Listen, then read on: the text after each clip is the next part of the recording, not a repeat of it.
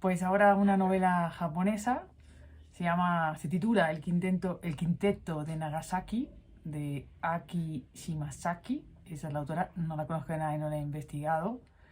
Sí es verdad que como toda novela japonesa, no como toda novela japonesa, pero hasta ahora los autores y autoras japonesas que yo he leído y las novelas que han escrito y he leído son novelas de literatura lenta, que yo digo, es decir, que la trama la narración es pausada, ¿no? O sea, no es una novela que la coges y dices, pucha, y empiezas una página, otra y van pasando miles de cosas, sino que es más bien una novela, son novelas en las que tú te metes una página y sucede despacio, hay muchos detalles, entonces está el viento y las luciérnagas y el color de la madera y los zapatos en tal sitio, y entonces son novelas de trama lenta, que digo, no por eso novelas en las que no pasen muchísimas cosas, ¿no? Al menos las que yo he leído hasta ahora japonesas, porque tienen pasar cosas y pasan y muchas, ¿no? El quinteto de Nagasaki narra la historia, bueno, comienza con una persona, una mujer, que al morir su madre recibe una carta escrita por su madre en la que le cuenta que cuando era pequeña vivía en la ciudad de Nagasaki, justo horas antes de que cayera la bomba atómica, mató a su padre. Nunca se descubrió porque la bomba cayó y destruyó todo, especialmente el lugar donde estaba su padre, la casa. Ella por suerte había salido y no le pilló la bomba atómica, ¿no? Y a partir de esa trama, ¿no?, de empezar a preguntarse por qué su madre mató a su abuelo, ¿no?, pues empieza a contar la historia de muchísimos personajes que se van entrelazando y que no tiene desperdicio. Yo creo que una de las cosas que se ven, que esta novela me hace pensar, o que me hace, a la que me hace darle vueltas, es cómo tendemos a repetir muchas veces las historias dentro de lo que llamamos errores dentro de las propias familias, ¿no? ¿Y por qué se produce eso? ¿Qué pasa? ¿Que tenemos un gen que se transmite de generación en generación?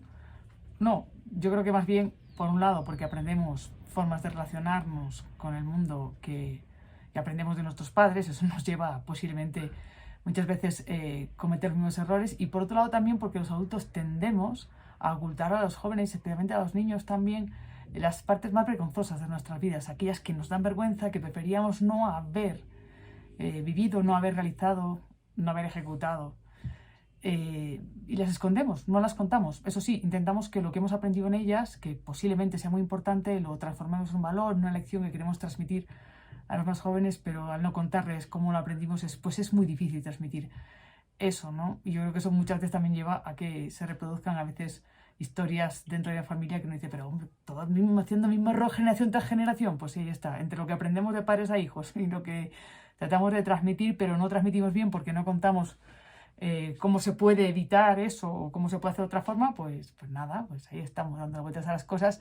Y el quinteto Nagasaki es, una vez más, en parte, un ejemplo de esto, en parte, porque tiene muchas más cosas la historia. También me ha gustado mucho de esta novela que, pues, volver a entrar un poco en ese mundo, no en ese mundo de Japón, sino en esta parte de la historia de Japón, de la que tampoco se ha hablado, al menos desde mi experiencia, ¿no? Yo cuando estudiaba historia de la Segunda, en general, pero cuando estudiaba la Segunda Guerra Mundial, pues teníamos que tener muy claro aprender los dos nombres de las ciudades japonesas que recibieron las bombas atómicas, Hiroshima y Nagasaki. Y entender que con esas bombas atómicas se puso fin a la Segunda Guerra Mundial, que fue algo tremendo, ¿no? Pero nunca entramos a analizar qué había supuesto esa decisión para Japón y para el mundo, pero sobre todo para Japón.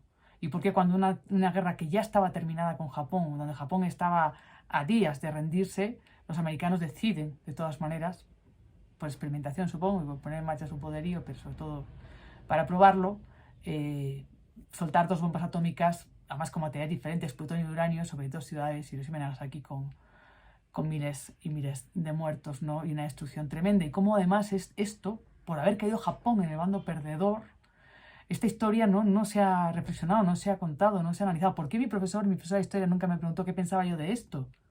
De esta tremenda matanza. Jamás se utilizó esa palabra para describir esto en mi historia, así como me la han enseñado a mí. Japón, por una parte, también yo creo que renunció como bando perdedor, ¿no?, a poder reivindicar lo que había pasado con su población, y aceptó de alguna forma la ayuda estadounidense para poder reconstruirse como país que estaba completamente arrasado.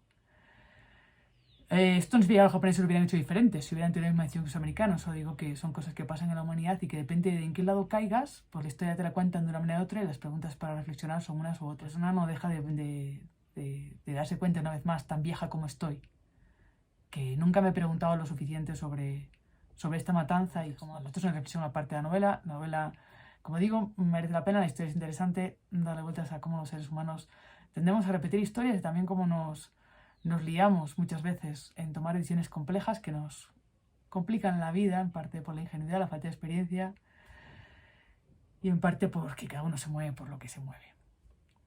Lo de siempre, si quieren la leen, si no, no. Pero no olviden que leer es siempre una aventura.